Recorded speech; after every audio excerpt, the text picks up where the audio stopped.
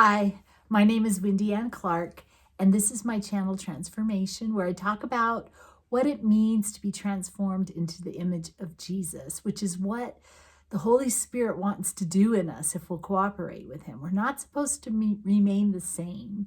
Today, I want to talk about creation, the importance of creation in our lives, and the initial way that we are meant to see God and perceive who He is and what He's like is through everything He's made. That's God's plan.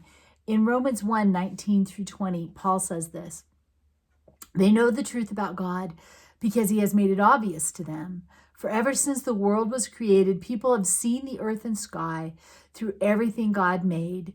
They can clearly see His invisible qualities, His eternal power and divine nature, so they have no excuse for not knowing God. Paul seems to be saying that even when someone claims, to have no idea about God, I don't know anything, that deep down in all of us, we sense there is a God. The God is the obvious conclusion for us to come to when we look around to see that everything that's in creation, everything that has been made, if we step into creation and we stop and we look around, we can perceive the existence of God because we're meant to. That's God's plan. His intention is that we would see Him. Have you noticed something, or I've noticed something, whether you've noticed it or not, that large urban areas tend to eliminate creation. They tend to eliminate signs of creation, of nature, and they obscure the view of nature. Tall buildings and dark spaces and lots of cement and bricks and fences and not a lot of landscaping, those kinds of things. These kind of cities tend to produce a lot of atheists, agnostics, secularists. It could just be because there's a big population there. So you're going to see a bigger percentage of people. It just seems like the smaller places, the more natural places, it tends to be less likely you're just not going to believe in God in a really natural place. So I mentioned tall buildings block out the sun and the sky. There's the floods of light that keep us from being able to just look up in the sky and just see all the stars, the amazing stars. Kids in East Los Angeles can grow up less than 20 miles away from the beach and never go to the beach, never see it for themselves, never see the ocean throughout their entire growing up years. The poorer neighborhoods in large cities tend to not have as much landscaping as the richer neighborhoods. They tend to not have many parks. They're not as well maintained. Often the residents don't have yards or even balconies or any outdoor spaces. They're just squished in. Very often the streets are ugly, cement, no trees. I see a lot of times, like even in our community, I guess a lot of communities are where we are, housing looks so expensive. It's hard. People don't have places to live. All the plans to deal with the people who don't have money is to put them in tiny little boxes and squish them together. And here we are in this beautiful valley, and they won't have any outdoor space. They won't be able to have a pet because they won't have anywhere to keep the pet. They won't even have a garage. They're lucky if they get a parking space. We just want to squish them into these tiny spaces, and really we want to put them in areas where they have an obstructed view. They can't see the mountains. Nothing is beautiful around them. And then we will be surprised when it's not life-giving, when it robs them of life and makes them feel angry and irritable towards their neighbors that are this close to them. Some of our founding fathers, they saw cities as places that cut people off from an understanding of the cycle of birth and life and death. And cities tend to encourage immorality, and they removed people from a connection to their creator. And they thought that farm life was better for people in general because it gave them a sense to nature, to how the world works, to reaping, to sowing and reaping and planting and harvesting, to just the cycle of life.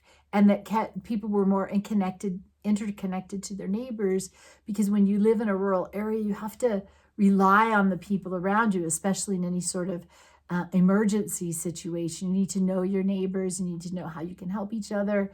And all of that happens in more rural living. And when you start to move into cities and you become disconnected and more self-reliant, that something is lost.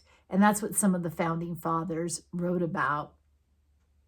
There's something about our not being connected to nature and creation that is harmful to us in our souls. And we understand it because people, when they just need to be refreshed, they will go look for healing in nature. One of the things I liked to do when I was a kid was there was this place out in Malibu with all these rocks that would go out into the water. And I took a trip there with some people from our youth group, and we climbed out on these rocks and we sat out, and the waves just crashed here and here and here. And it was really hot outside. So the waves crashed and we got all wet. And then the power of it and the sound of it is like so amazing. And you can feel it and smell it. And it's just all of our senses, and I just love things like that. And pretty much every dystopian film that we've ever seen is set in a place that's like dirty and dry and there's no trees, it's lifeless. Or maybe it's inside in this industrial, sterile, all metal, and there's no green trees and there's no life. And these are perfect settings for if you want to write a story about something soulless and lifeless and just an empty, dry human existence, because it's so far from nature.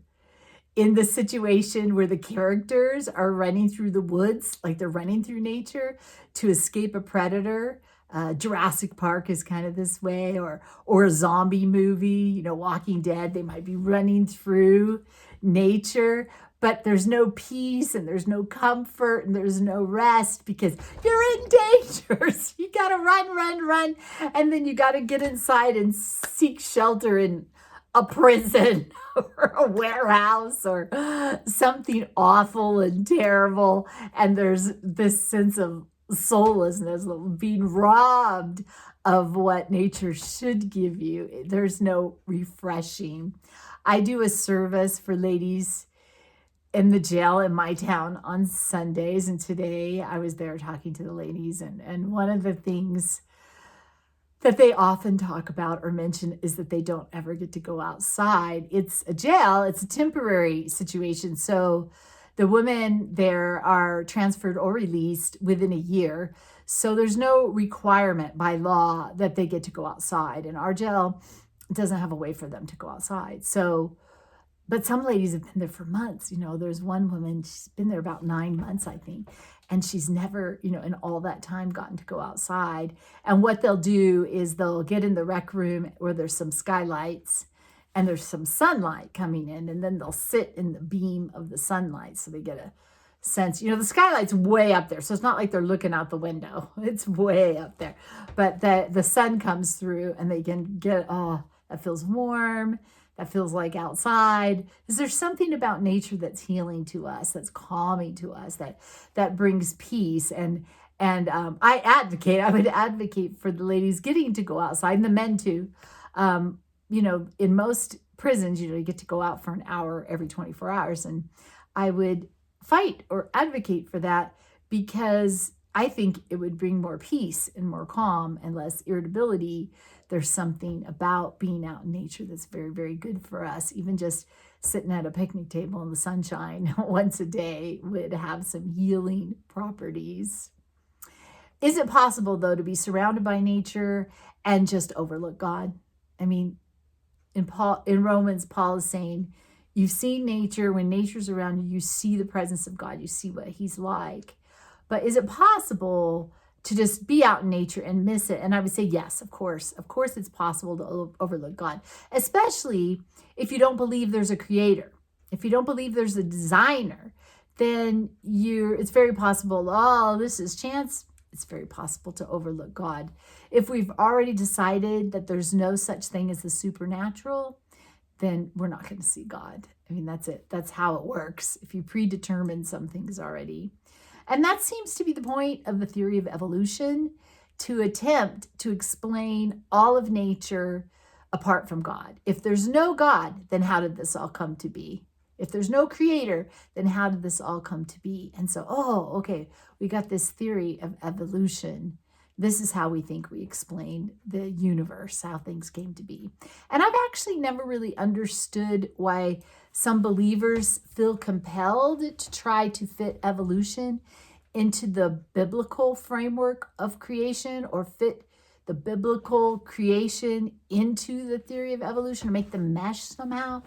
I don't see the point, because evolution is viewing the world from a purely materialistic perspective. The spiritual and the supernatural are eliminated before the discussion even begins, so the conclusions are going to be different. But if God is spirit, and the spiritual realm is just as real as the material world, and God enters as a supernatural and all-powerful agent of creation, then how does that affect all the data we collect? Because usually we're looking at what we see and we're trying to kind of count back based on what we see now. And if things always operate by the rules we see now in the material world, they operate by material physical rules at all times, then we come to some conclusions. But what if there's a supernatural agent, there's God as creator who stepped in? For example, the Bible says that God created Adam as a full-grown man. We don't have anything that says he was a baby and he went through all these stages and he grew up. And if we were walking around and we ran into Adam, we would think, oh my gosh, he's like 30 or something. I don't know how old, 16. I don't know. How old was Adam? I don't know when he was created.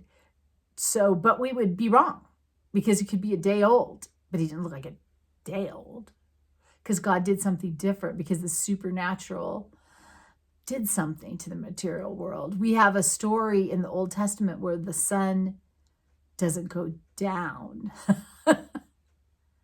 Oh, okay. But that's not natural. So if the supernatural steps in and affects the material world, then all bets are off in our understanding of just expecting everything to act in a material, predictable way. So if there is a spiritual realm, and there's a supernatural realm, and there's a supernatural spiritual agent, then all bets are off.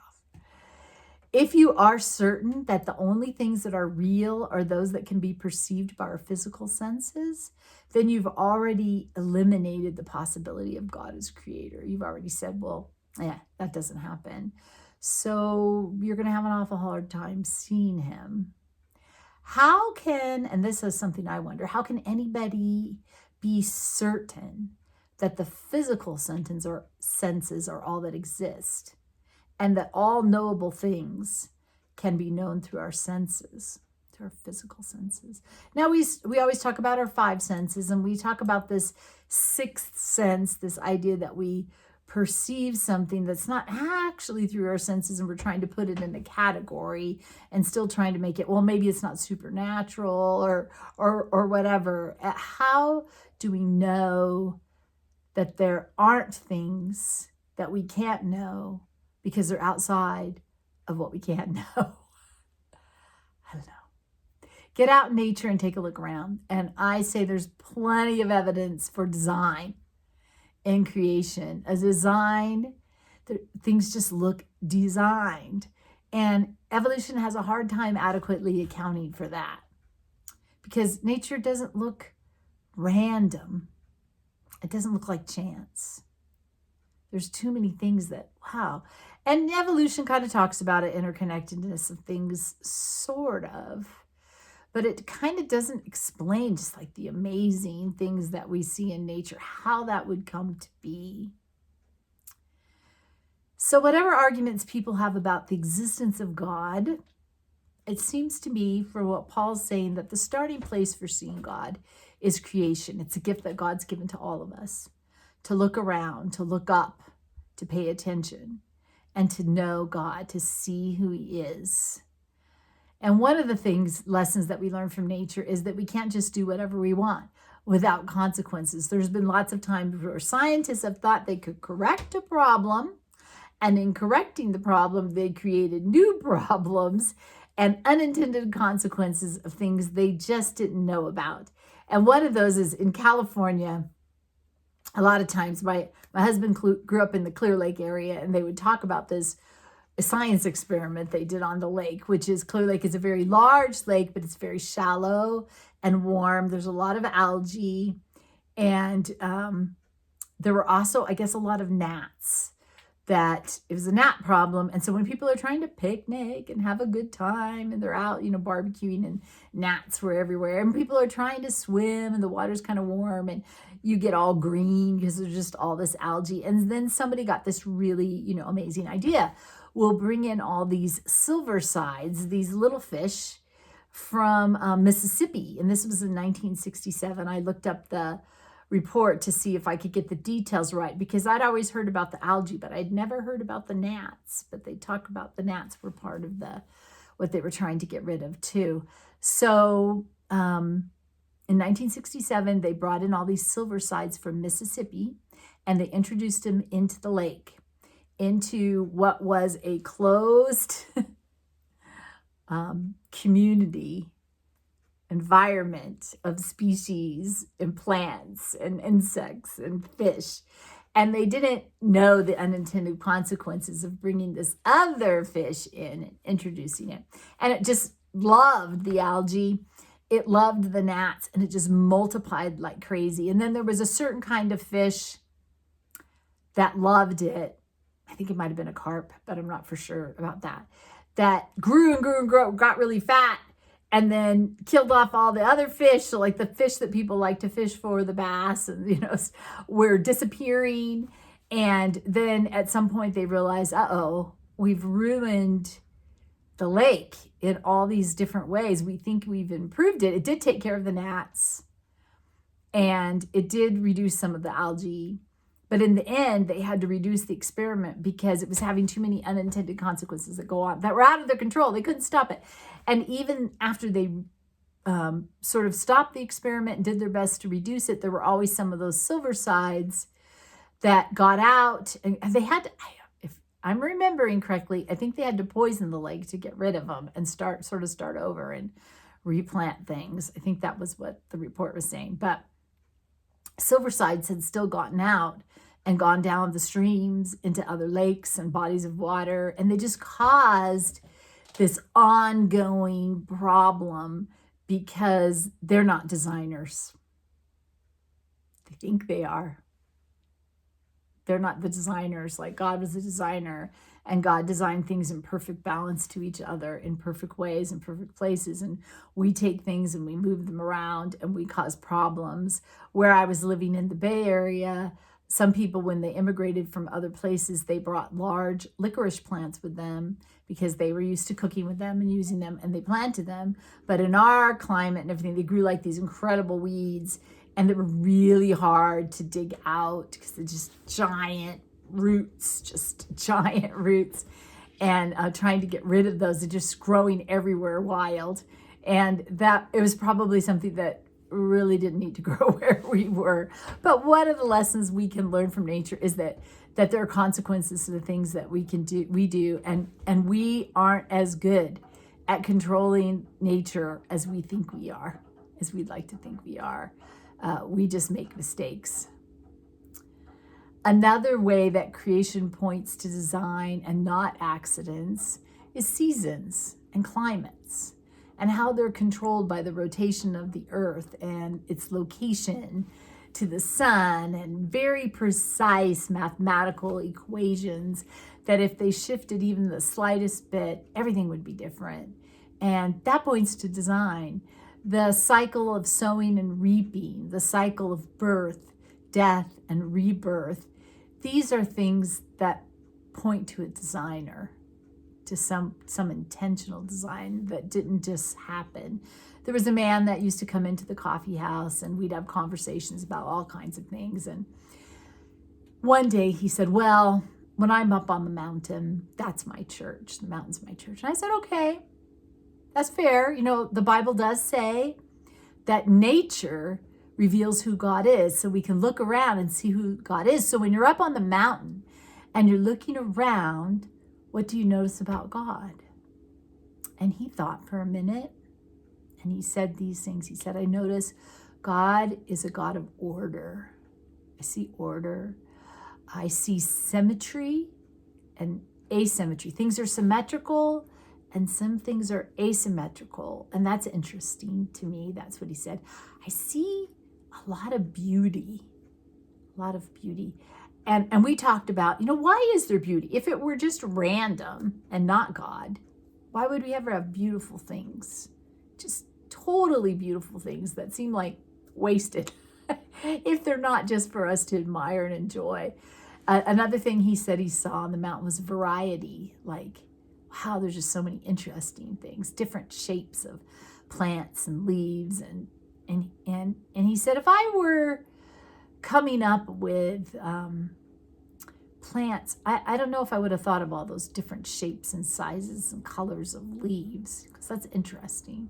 And he said he thinks God has a sense of humor, because he could see some things in nature that sometimes he's just walking around and it makes him laugh. So he thinks God has humor. Now, after that conversation, we got to the end of that conversation, he said, but I don't think God's good. Now, he didn't get that from nature. He got that from some other things, and that's other conversations. But he did see a lot about who God is from nature. I've heard many people tell their story of how they recognized a design in nature and concluded that there must be a creator. And they said, hey, if you're out there, I want to know you. Would you show yourself to me? And God responds to that. And that is amazing to me. That's what God wants us to do, to acknowledge him as God and to thank him and to respond to him. And when we do, he responds back to us. So it's like, I'm going to take a drink of my iced tea. It's like this cosmic game of tag. God comes and says, okay, here it is. He touches you. Look, look, look. And then it's our turn. You're it. So if I respond to God and I go, okay, God, thank you. I honor God. Then I've touched God. And then God comes back. And that's how he reveals things to us. And we respond. There's a responsiveness. We respond and he reveals more to us and we respond. But if you will not respond to how he's already revealed himself in nature, through all that he has made, he's not obligated to keep proving himself to you in order to satisfy you. So if I say he's all around you, he's revealed himself in nature. I feel like something's right here. Sorry. He's all around you. He's revealed himself in nature. And you say, oh, show me something else. What else? He's not obligated to show you anything else. He's just waiting for you to say, okay, God, I see you. Okay, God, how beautiful. Okay, God, I want to know you. Okay, God, thank you. He wants us to honor him as God and to thank him. Romans 1:21, this is still Paul writing to the Romans, and he says, yes, they knew God, but they wouldn't worship him as God or even give him thanks. And they began to think up foolish ideas of what God was like. As a result, their minds became dark and confused. So then when we talk to people who say they don't believe in God, we often start at the wrong place, I think. They may have all kinds of objections, but the first order of business is God as creator. Do you see God in nature? Do you recognize he's a creator? It is because God created everything, including human beings, that he has the right to tell us how things are meant to be and how we're meant to live. He has the right to rule over everything that he has made, to determine what is good and what is evil, to decide how and when to bring justice. This is God's right because he created it all. And I think that's absolutely why someone would persist. Some people persist in not recognizing and acknowledging God, because if I say he created me, he has rights over me. He has power over me. Will I let him have that? Psalm 24, 1 through 2. David says this in the Psalm. The earth is the Lord's and everything in it. The world and all its people belong to him. For he laid the earth's foundation on the seas and built it on the ocean depths. If God created it, he has the right to tell us how it ought to be. If God created me, he has the right to say, Wendy, I can tell you the best way for you to live, for you to have your best life. I can tell you, oh, it's good if you do this, and it's really not good if you do that. I can tell you the best way to live. I can show you what's wise and good and right, and you can trust me because I created you. He has the right to that. So what does that mean for those of us who believe? We too should look for God's invisible attributes and divine nature in all that he has made. We should, on seeing all that God has made, we should honor him as God. We should give thanks to him. We should just worship him. So it's a good idea to make plans to get out in nature on a regular basis. Now, I live in a beautiful place. There's mountains here. There's a beautiful river. It's not like the river, the Los Angeles River when I lived in Southern California that was cemented in. It's not like that. It's natural and you can walk along it. And it's a beautiful river. And there's meadows and fields of flowers. And there's walking trails and biking trails. And all these things are available. But I still have to make time to do it. Now, if I go out in the backyard at the house where I am right now, and I sometimes take my Bible out there and sit out there with a cup of coffee, if I have some time, some mornings, and there's mountains right there, I can look up and see them, but I have to go outside and do it. I could just stay inside if I want. I have to make plans to take a walk. I have to make plans to go outside. I have to make plans in the morning to look up. One of my habits is to say in the morning, thank you, Lord, for this beautiful day. And in the winter, it's dark and I don't see anything. But this time of year, as soon as I say, thank you, God, for this beautiful day, I look up because I want to make sure I see it. Oh, yeah, it is beautiful. I was right. I said it on faith, but I was right. If you live in the heart of a city, you may need to travel to a place to spend some time in nature. When I was growing up, my grandparents would take us camping sometimes, and that was fun, and we got to see some nature. My parents liked to take us to the beach a lot. We lived not far from the beach, and my dad really liked the beach, and then he had a little boat that we would take out in some of the little bays around there, and he would take us out one at a time, paddling around in his little boat. And that was really fun. And I really enjoyed that. And when I smell the ocean, I have a lot of memories of my parents and my dad and my childhood and the beach and nature. And when my kids were little and we were living in a pretty place, but to really get out in nature and hike and do those kinds of things, we had to go somewhere. So we would regularly go camping with friends and take our children and have a campfire and go hiking and do all sorts of nature things. And there was one man in our group, one father, who was just really good he knew things about the insects and the plants and all kinds of things. And so it was a fun experience for us. But where I live now, I could hike here. There's lots of places I could go for a nice walk that I would have had to go a long ways to go to when I was living in a more city-like area.